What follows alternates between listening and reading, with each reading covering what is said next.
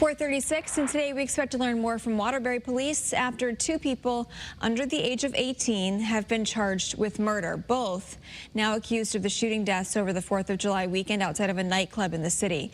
Your reporter Sierra Jordan live at the police department with the latest on this investigation. Sierra.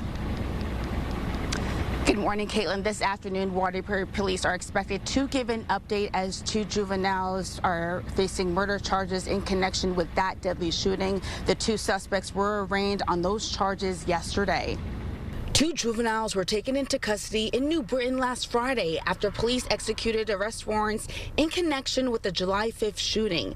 The victims are 22-year-old Trayvon Dunbar and 18-year-old Zanaya Dawkins, who were killed outside LA 42 nightclub.